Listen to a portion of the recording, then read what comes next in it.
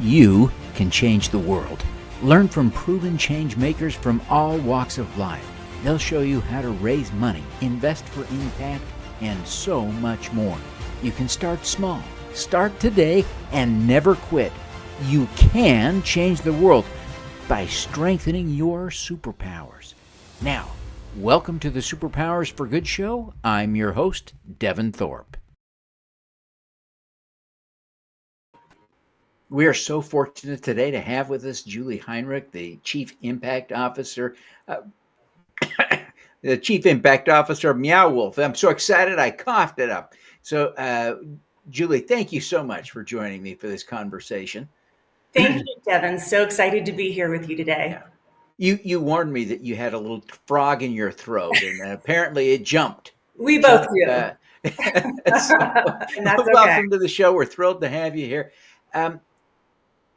We've got some amazing footage, and I'm gonna put this on so we can so people can see this. But I want you to just, if you would, tell us about Meow Wolf and the work of the foundation that you lead. I'd be happy to, Devin. Yes, you're looking at Convergence Station at our Meow Wolf Denver location. So Meow Wolf is an immersive art and entertainment company that provides creative, imaginative experiences for participants of all ages. It's a company that is headquartered here in my home state of New Mexico, but we also have our exhibitions in Denver, Las Vegas, outside the Dallas area, and we'll be opening in the Houston area later this year, and then looking beyond that for expansion as well. We hire hundreds of local artists to create these transformative experiences. And when you visit, to me, the first time I visited a Meow Wolf, it was like the way I always wanted to experience art. I wanted to get inside the mind of the artist and touch it and feel it and interact with it. So each of our locations shows art from a variety of artists and creatives. Both those artists and creatives we employ full-time on staff, and local artists from the community. And then each location also has a narrative, and all of the narratives are tied into each other for a broader story universe. As I mentioned, there's interactivity, there's sound, there's the capacity to touch and feel and hear. We also have theatrical performers as well. So it's a pretty amazing experience for those who've not yet tried it. And we have some hardcore fans out there, which is exciting because we're growing at a fast pace. Well, it is such beautiful work. It is just almost hard to believe, even when you can see it. It's just spectacular. How did the business get started? Yeah, that's a great question. You know, Meow Wolf started as an artist collective. There was no thought in the early years of business or profit. It was really about a bunch of creatives getting together to make really cool stuff and create community and an embrace of generosity. And anyone else who wanted to be a part of the process, they were welcome to do so. So warehouse spaces were rented, and people came together in late night parties and started creating really imaginative, large scale, maximalist artistic experiences. In some ways, it was a bit of a reaction to the broader Santa Fe art scene, which felt a little bit restrictive for these particular artists. In the process, they ended up stumbling upon the experience economy, something that economists had been predicting for some time. The Meow Wolf, our House of Eternal Return in New Mexico, became and has maintained its status as the #1 tourist destination in the state, rather. Another fun story, I don't know if you read or have watched the Game of Thrones series or book series. Well, the author, George R.R. Martin, actually lives in Santa Fe, and he was our original landlord. So the artist first approached him and said, hey, we've got this bowling alley, and we'd like to do something a little bit experimental with it. And he embraced it and was the initial, funder for Meow Wolf. And now, of course, we've got fans around the world cheering us on. Wow, that is such a fun fact to understand about this tremendous business. Tell us a little bit about the work of the foundation. You lead the foundation, the Meow Wolf Foundation. Tell us a little bit about how that, what it does, and how that relates to Meow Wolf, the business. Yeah, I'd be happy to. And my title is Chief Impact Officer. I see both the corporate impact work, our government affairs work, and then also, importantly, our newly launched nonprofit foundation. And I think this really fulfills a dream of our co-founders in many ways. We've always been, as I mentioned, very community-minded since those early days of art making in the warehouse space, and our artists were even dumpster diving for trash to create those beautiful, expressive, maximalist creations I referenced. So we've always had this strong ethic of bringing people together in community and generosity. So when we thought about launching, the nonprofit foundation, we decided we'd have the most impact if we really focused on the one thing we knew best: art, imagination, creativity, and the belief that investment in artists and the creative economy can truly transform communities. And that's even true in a state like New Mexico, where we're a low population state, but arts and culture funding is still relatively high compared to the rest of the country. But even in New Mexico, if you examine those findings more closely, you'll notice that large institutions, museums often receive the most foundation grants and donations from individual donors. So we wanted to be a little bit more grassroots in our approach. So in our first year of grant making, the vast majority of our grants, over 60%, are grassroots focused. Over 60% are BIPOC-led or serving. And of course, that acronym is Black, Indigenous, People of Color organizations, and over 50% is youth focused as well. So our focus for the foundation and our giving is on art access, art healing, and art transformation. So super excited to be working with these new partners in our communities. I think, as I mentioned earlier, we're still a growing company. And so it might feel small in some ways compared to some other large corporate foundations. But for us, this was a really big deal. As you well know, Devin, it is not uncommon to find purpose-driven businesses these days. It's much more rare to see that impact embedded in an organization from the very beginning. So the launch of this foundation is a big deal for us. Yeah, so you launched the foundation more or less with the business, right? Correct. The business is the sole, at this time, the sole donor to the foundation. Yeah, it's really an impressive approach. As you think about the work you're doing, you came from kind of a public relations, communications background, and in that context, you've been working on social impact for a long time. How do you connect the dots between your career in media and social impact and your current role as Chief Impact Officer at Meow Wolf? Well, in many ways, for me, this represents an absolute dream job. It's so similar to what I was doing at a large global communications and marketing firm. I was advising big global companies, large global foundations, nonprofit organizations, government, around storytelling, looking at storytelling around social impact, sustainability, public affairs, clean energy, and clean tech. And so those are all the things I'm doing at Meow Wolf, including the storytelling element, but more from an operational and embedded perspective. And again, just so lucky to have this impact embedded within our organization from the very beginning. Our employees are incredibly passionate. So, for example, we are on the corporate side launching our sustainability effort this year, beginning to measure our carbon footprint, looking at our scope 1, 2, and 3 emissions. You don't hear stories like that often of companies at the very beginning of that sustainability journey, but we're proudly there. In many ways, I would say the uniqueness of the culture powers us. Our employees have high expectations, high demands for us, want us to make a difference with our business, so they fuel us in many ways. They are committed to volunteerism in our communities. We partner with a number of nonprofits and spend a lot of time trying to better our communities. So not that different at all, but represents a real joy to be a part of a company that is sort of thriving and growing at this pace.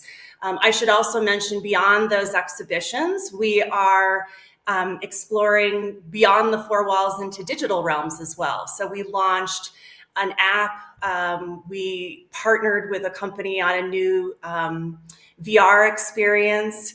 And so that's got me thinking too, and I don't have the answers yet, but what does impact look like in digital realms? So something we'll be thinking about as the business expands and grows.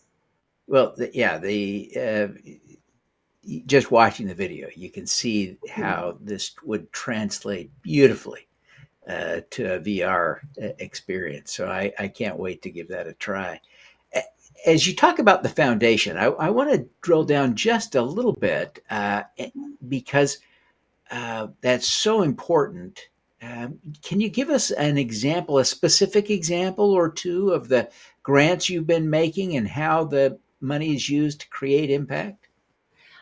I'd be happy to, Devin. So, as I mentioned, we're giving in all of our markets. So, in a state like New Mexico, that's a big deal. There's not a lot of philanthropic wealth in the state, but also giving in the Denver area, in Vegas, and in Texas as well. And so those programs represent everything from an organization that helps provide creative jobs for people with disabilities, or another organization that enables access to cultural spaces. So just things like funding school buses for kids who are at perhaps Title I schools. Maybe the schools don't have the funding to take those field trips to museums and other cultural sites.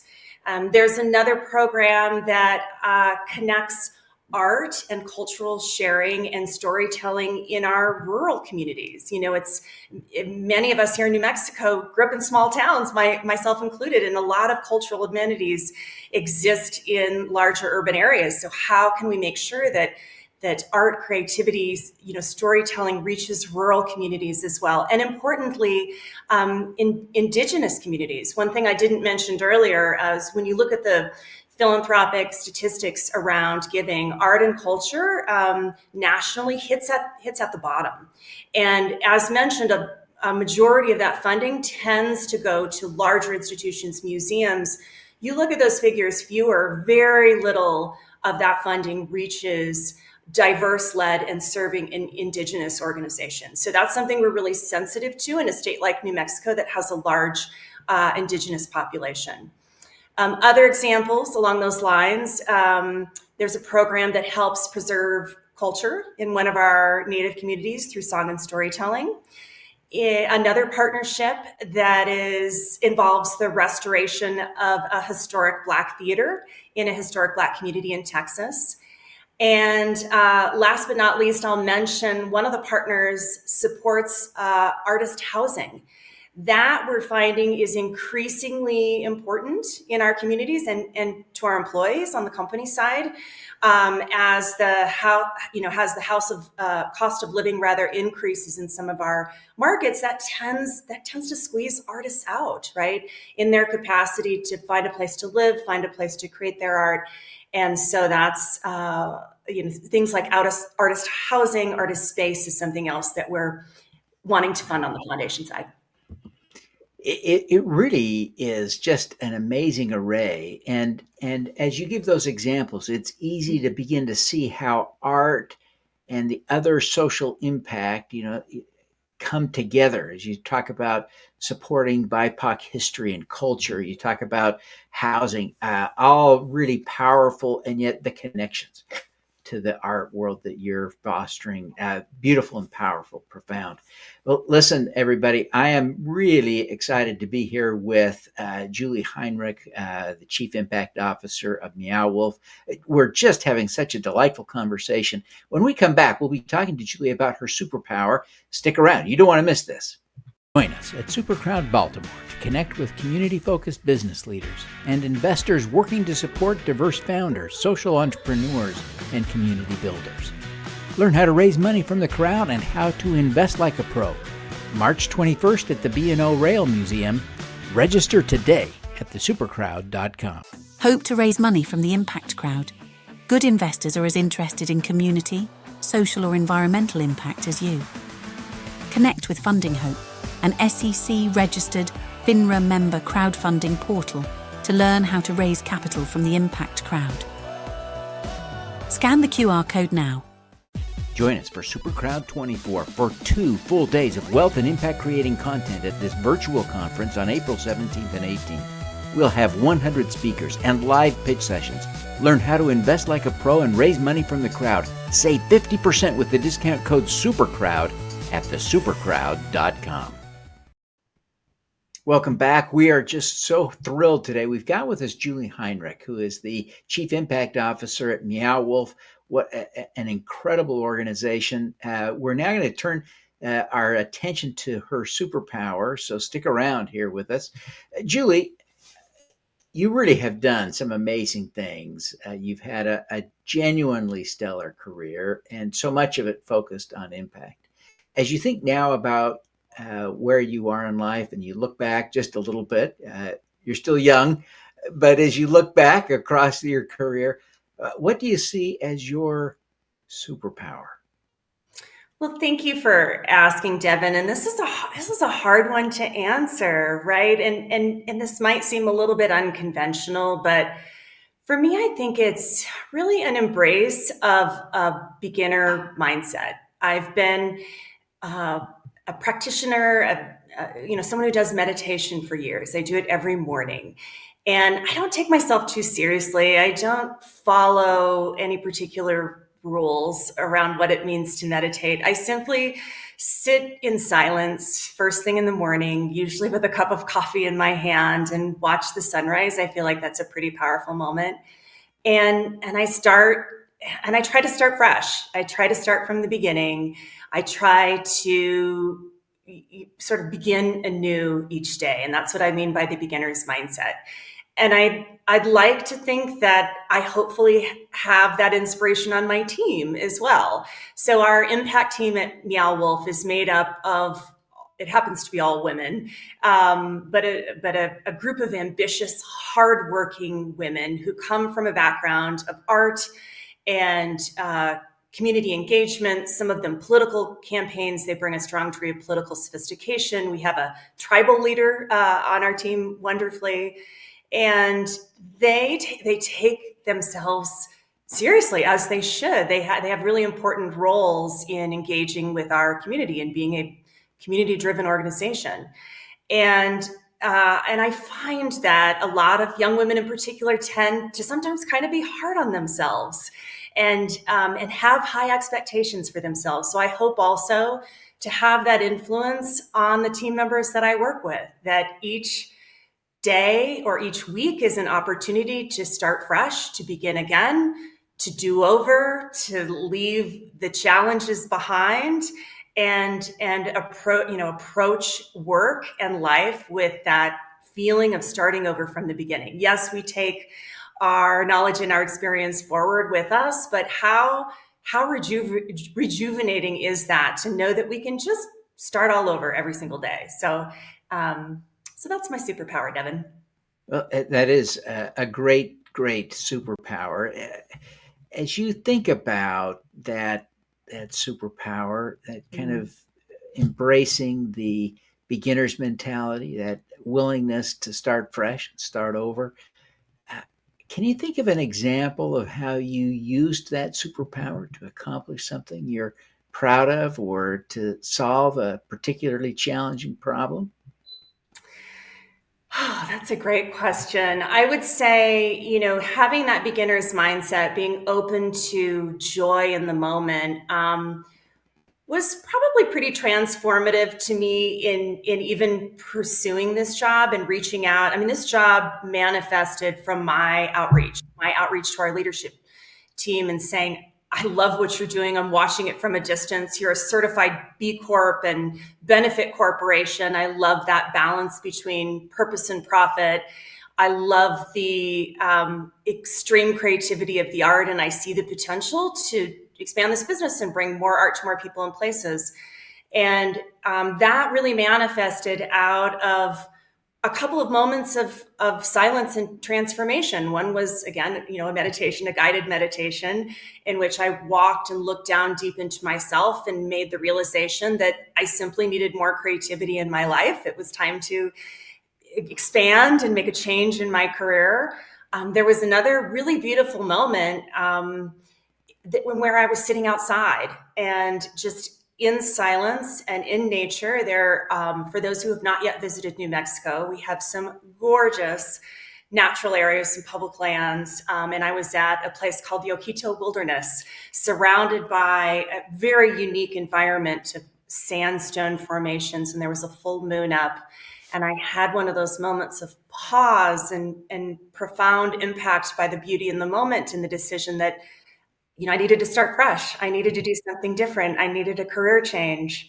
I needed to move back home. Many of us made decisions like that during the pandemic as well. Made decisions about what was important to us, whether it was family or friends or job. And so I think being open to those moments of silence where creativity or new ideas or moments of transformation or life change, really allowing the space for those ideas to settle in are really important. Well, that is just brilliant. And I appreciate that example. It illustrates very well the superpower. As we kind of get close to the end of our time, Hunter, I wonder if you would take just a minute or two and give us a tip or two for how we can all better embrace this new beginning mentality. How can we do that better ourselves? I think we all want to. Yeah, there's a certain grace, there's a certain kindness in it, right? Well, here's one thing I will say that I'm also really, really interested in, to bring us full circle in the conversation of art, is I'm really exploring, both at Meow Wolf and through the Meow Wolf Foundation, that intersection between art and healing. So maybe that would be an interesting spot for your viewers to explore. There's some new brain research out now about what happens to the body when we experience art. Some of your viewers perhaps have done some work with art therapy. So, I think that would be a really interesting thing for your viewers to consider is, how could you use art or creativity in ways that maybe heal you or explore new sides of yourself? Whether it's drawing or singing or dancing, that's always been one of my favorite things to do, is to dance. I really love music a lot. That's what heals me. So I think that might be interesting to explore. And then, as I mentioned earlier, finding time for silence without a lot of pressure on what it looks like, to just sit and think. We know that a lot of great creative ideas emerge in those times of flow, when we're taking a walk, when we're out in nature, when we're in our car. So just being open to that, I think might be fun. And those are great tips. I really appreciate you sharing. As we conclude the show now, I wonder if you would take just a minute and tell people how they can learn more about Meow Wolf and the foundation. I know there will be people who, of course, want to book tickets and all of that. So please tell them how to do that. People want to see this amazing stuff we've had a chance to get just a glimpse of on the show today. But also, tell people, I know there will be others interested in trying to figure out if they might be a fit for a grant. So if you would talk just a little bit about the application process, how to be in touch, and who's eligible, we've got just a minute. I'd be happy to. Of course, all the information on both the company and our Meow Wolf Foundation is available at meowwolf.com. For those of you who are on social media, our Instagram channels in particular are super popular and visual. I'll also mention that anyone who wants to connect with me directly, a good way to do that might be on LinkedIn.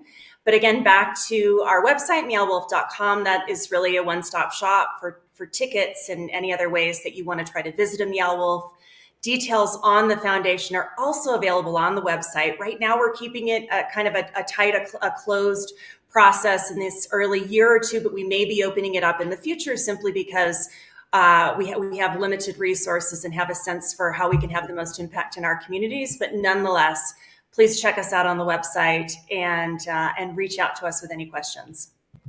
All righty. Well, Julie, we want to wish you every success. Thank you so much for taking the time to be with us. Thank you. So happy to be with you, Devin. All righty. Let's do some good.